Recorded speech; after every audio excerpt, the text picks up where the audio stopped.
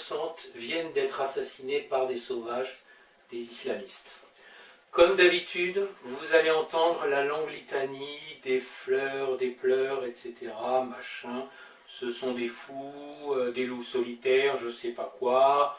On se mobilise et innocemment, vous pourriez faire confiance à notre gouvernement, à nos élites, pour lutter contre ces terroristes qui viennent nous assassiner, nous, nos familles, sur nos lieux d'habitation, sur nos lieux de vie.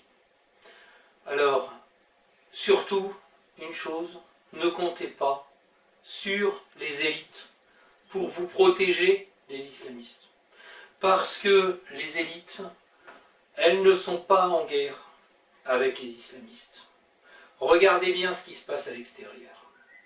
Regardez ce qui s'est passé au Kosovo en 1999. Elles ont fait la guerre aux côtés des islamistes pour leur donner le Kosovo, une province serbe. Regardez ce qui s'est passé en Libye.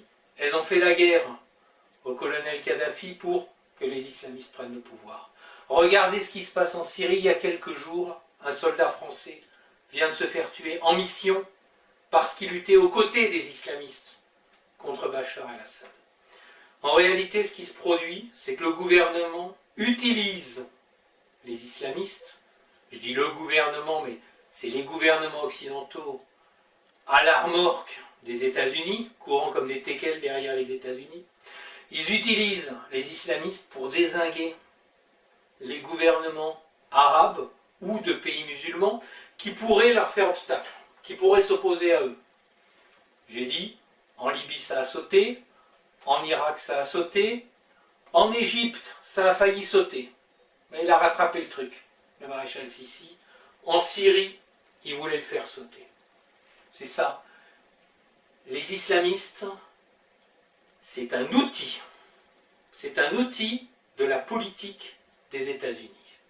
Donc, c'est pas un ennemi, c'est pas quelqu'un qui combatte, puisqu'ils l'utilisent. Et ça, c'est vieux. Ça date de l'avènement des frères musulmans. En politique intérieure, à quoi ils servent les islamistes et les terroristes? À quoi ils servent? Ils servent à justifier la répression contre les patriotes. Ils servent à fliquer les gens. Ils servent à faire des lois qui vont vous fliquer, qui vont vous empêcher d'aller sur Internet, qui vont vous empêcher d'écrire ce que vous voulez, qui vont même vous empêcher de contester le réchauffement climatique. Vous vous souvenez, Macron, quand il a dit « Pour combattre le terrorisme, il faut déjà combattre le réchauffement climatique ». Quel rapport, vous me direz? Le rapport, c'est qu'en disant ça, il dit que tous les climato-sceptiques, eh bien, ce sont des terroristes.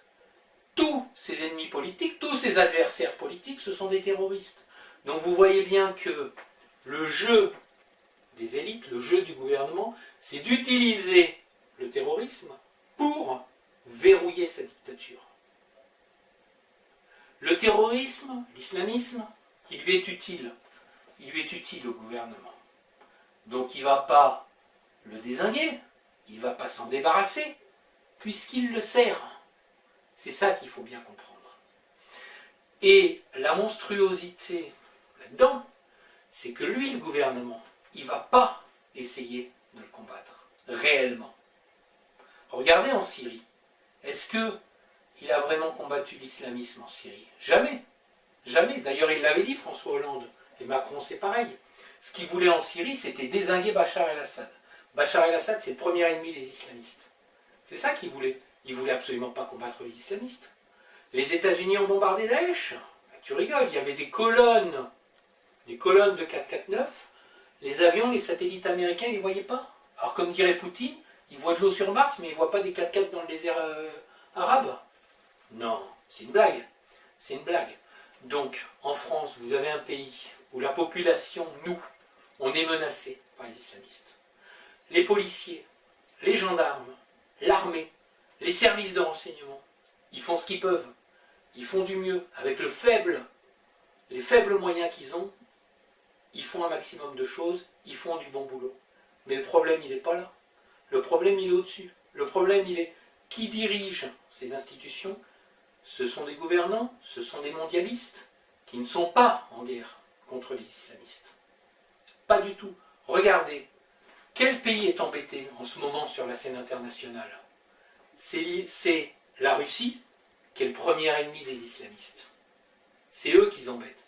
Les sanctions, c'est contre la Russie. Les manœuvres militaires, c'est contre la Russie.